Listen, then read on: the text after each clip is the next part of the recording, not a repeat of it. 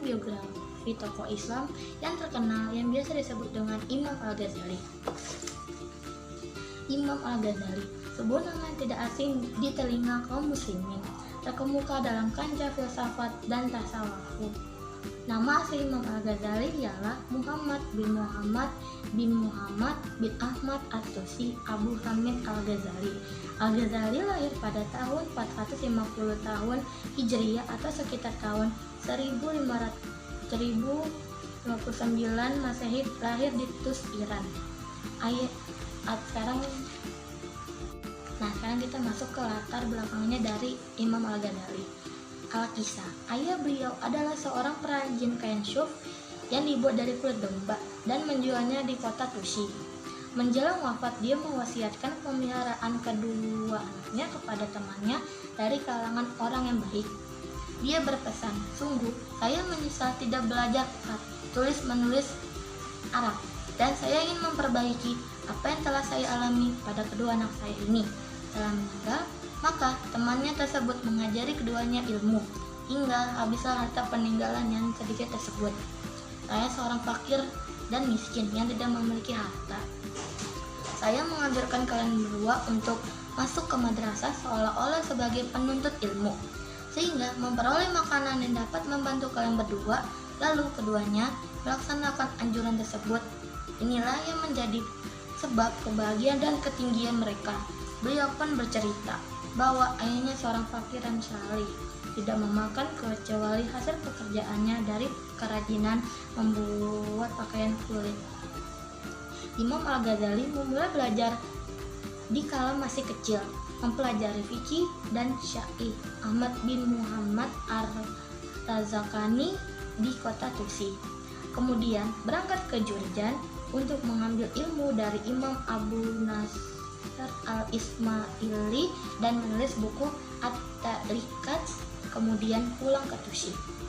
Beliau mendatangi kota Naisabur dan berguru kepada Imam Haramain Al-Juwani dengan penuh kesungguhan, sehingga berhasil menguasai dengan sangat baik fikih mazhab Syafi'i dan fikih khilaf, ilmu perdebatan, usul, mantik, hikmah, dan filsafat. Setelah Imam Haramain meninggal, berangkatlah Imam Al-Ghazali ke perkemahan Wazir Nizamul Malik. Karena majelisnya tempat berkumpul para ahli ilmu, sehingga beliau menantang debat kepada para ulama dan mengalahkan mereka. Kemudian Nizamul Malik mengangkatnya menjadi pengajar di madrasahnya di Baghdad dan memerintahkannya untuk pindah ke sana. Maka pada tahun 484 Hijriah, beliau berangkat ke Baghdad dan mengajar di Madrasah An-Nizamiyah dalam usia 30 tahun. Disinilah beliau berkembang dan menjadi terkenal, mencapai kedudukan yang sangat tinggi. Pengaruh filsafat dalam diri beliau begitu kentalnya. Beliau menyusun buku yang berisi celaan terhadap filsafat seperti kitab At-Tahafut yang membongkar kejelekan filsafat. Oleh karena itu, Syekhul Islam Ibnu Taimiyah berkata, Al-Ghazali dalam perkataannya sangat dipengaruhi filsafat dari karya-karya Ibnu Sina dalam kitab Asy-Syifa, Risalah Ikhwanis Syafah, dan karya Abu Hayyan At-Tauhidi, Majmu' Fatawa 6 atau 54. Hal ini jelas terlihat dalam kitabnya Ihya Ulumuddin. Hingga Syekhul Islam Ibnu Taimiyah berkata, perkataannya di Ihya Ulumuddin pada umumnya baik, akan tetapi di dalamnya terdapat isi yang merusak berupa filsafat, ilmu kalam, cerita bohong sufiyah, dan hadis-hadis palsu. Majmu' Fatawa 6 atau 54. Kedudukan dan ketinggian jabatan beliau ini tidak membuatnya congkak dan cinta dunia. Bahkan dalam jiwanya berkecamuk polemik peran batin yang membuatnya senang menekuni ilmu-ilmu kehuzudan, sehingga menolak jabatan tinggi dan kembali kepada ibadah, ikhlas, dan menyelamatkan jiwa. Pada bulan Zulhaidah tahun 484 Hijriah, beliau berhaji dan mengangkat saudaranya yang bernama Ahmad sebagai penggantinya. Pada tahun 489 Hijriah, beliau masuk kota Damaskus dan tinggal beberapa hari. Beliau tinggal di Syam sekitar 10 tahun. Ibnu Asakir berkata, Abu Hamid rahimahullah berhaji dan tinggal di Syam sekitar 10 tahun. Beliau menulis dan bermujahadah dan tinggal di Menara Barat Masjid Jami Al-Umawi. Mendengarkan kitab Sahih Bukhari dari Abu Ali Muhammad bin Ubaidillah Al-Habsyi dimikul oleh Az-Zahabi dalam Syiar Alam Nubala 6 atau 34. Ketika Wazir Fakhrul Mulk menjadi penguasa Khurasan, beliau dipanggil hadir dan diminta tinggal di Naisabur. Sampai akhirnya beliau mendirikan satu madrasah di samping rumahnya dan asrama untuk orang-orang Sufi.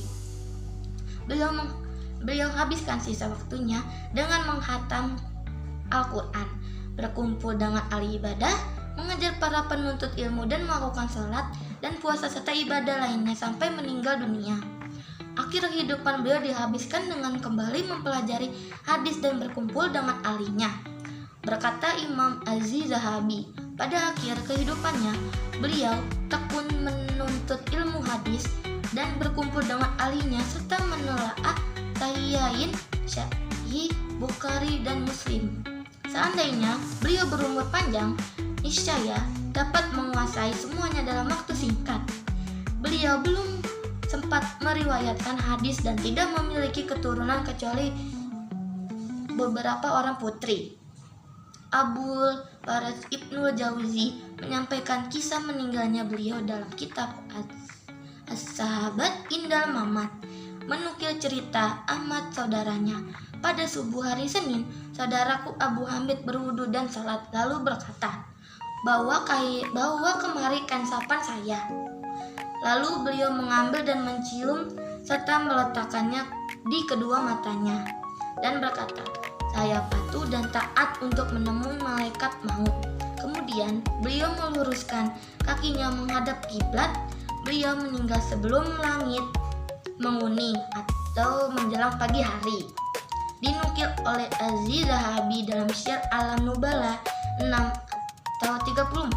Beliau wafat di kota Tusi pada hari Senin tanggal 14 Jumada Akhir tahun 505 Hijriah dan dikuburkan di pekuburan At-Tahabarat Tabakat Asy Syafi'iyah 6 atau 201. Nah, setelah tadi kalian tahu latar belakang dari Imam Al-Ghazali, marilah kita masuk ke karya-karyanya yuk. Yang pertama, nama karya beliau ini diambil secara ringkas dari kitab Mauqif Ibnu Taimiyah Minal Asy'ariyah karya Dr. Abdurrahman bin Saleh Ali Mahmud 6 atau 623 sampai 625. Tabakat Asy Syafi'iyah 6 atau 203 sampai 204. Beliau seorang yang produktif penulis. Karya ilmiah beliau sangat banyak sekali. Di antaranya karya yang terkenal ialah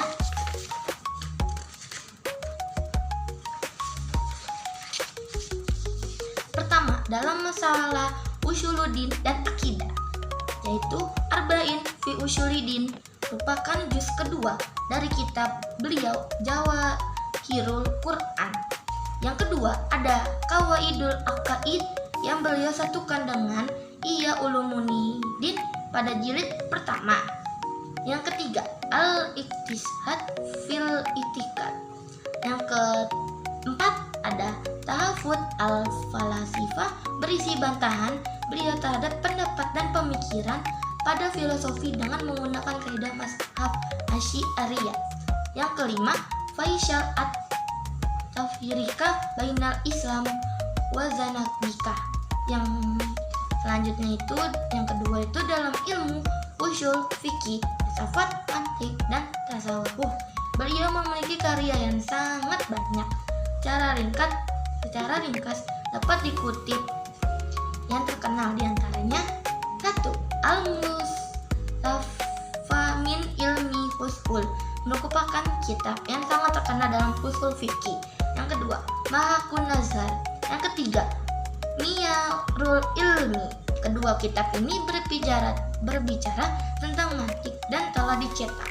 Yang keempat, Ma'ariful Aqliyah. Kitab ini dicetak dengan takhid Abdul Karim Ali Utsman.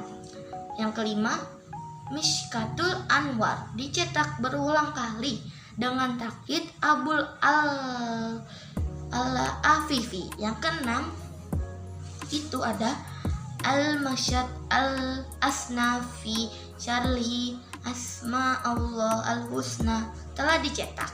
Yang ketujuh atau yang terakhir ini Mizanul Amal. Kitab ini telah diterbitkan dengan takhid Sulaiman Dunya. Nah, kalian sudah tahu belum latar belakangnya? Sudah, karyanya udah. Sekarang kita tinggal meneladani dan mempelajari apa yang telah ditinggalkan oleh tokoh-tokoh Islam kita kepada kita semua. Jadi untuk kalian yang menonton video ini, semoga bermanfaat dan bisa menjadi pembelajaran di kehidupan nyatanya. Mohon maaf jika ada salah kata atau kata-kata yang kurang berkenan. Wassalamualaikum warahmatullahi wabarakatuh.